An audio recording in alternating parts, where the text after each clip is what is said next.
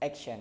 Assalamualaikum warahmatullahi wabarakatuh. Perkenalkan, nama saya Adrian Fikri. Saya dari Fakultas Usuluddin dan Studi Agama yang mengambil jurusan Ilmu Al-Quran dan Tafsir. Di sini saya akan menjelaskan materi-materi yang telah disampaikan oleh salah satu dosen saya dengan mata kuliah Ulumul Hadis,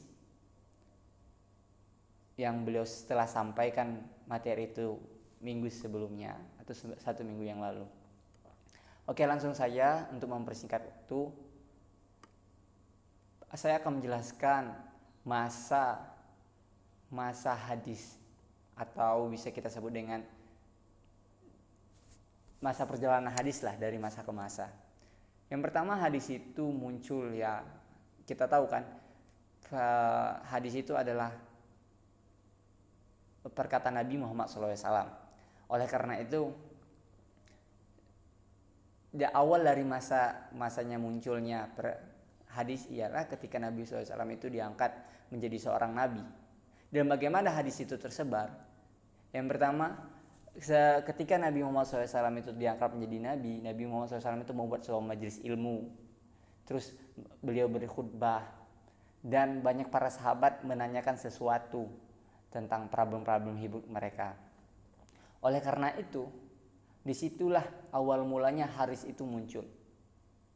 Nabi SAW memberi fatwa, menasihati para sahabat. Ketika itulah hadis itu muncul. Pada masa ini, hadis itu disebarkan secara lisan, bagaimana yang saya sebutkan tadi, melalui khutbah Nabi Muhammad SAW, majelis ilmu, dan lain sebagainya.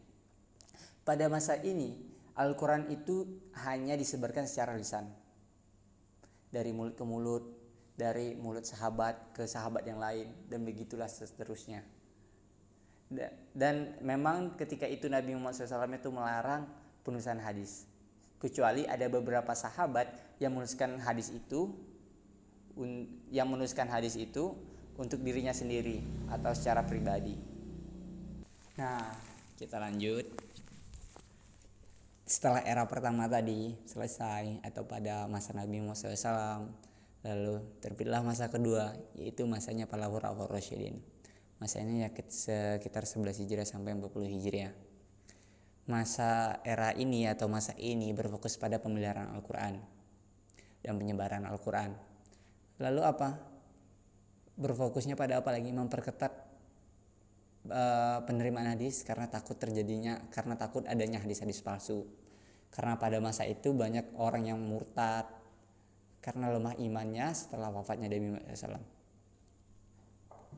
Nah, dan terjadi juga pada era ini, yaitu pemalsuan hadis, terutama pada zamannya wafatnya Utsman bin Affan, terutama pada berkenaan tentang politik dan kepemimpinan.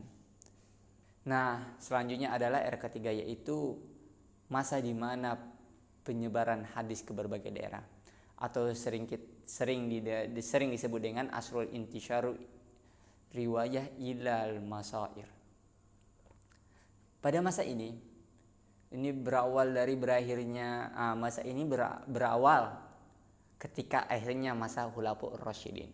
Tadi di masa kedua itu masa Khulafaur Rasyidin, dan yang ketiga ini adalah masa berakhirnya Khulafaur Rasyidin, di mana di sini dipimpin oleh Bani Umayyah.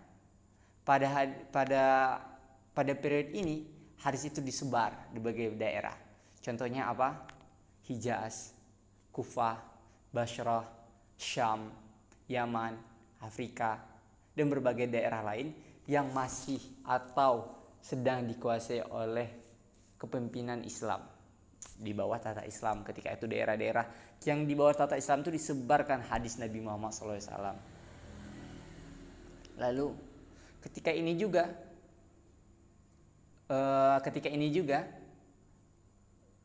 madrasah-madrasah atau sekolah-sekolah mulai dibangun untuk menyebarkan, salah satunya menyebarkan ilmu agama, menyampaikan hadis-hadis Nabi Muhammad SAW. Karena mulai banyak terjadi pemalsuan pada daerah-daerah yang disampaikan hadis, maka banyaklah ulama-ulama berpikir bahwa sistem isnad itu sangatlah penting. Kita lanjut.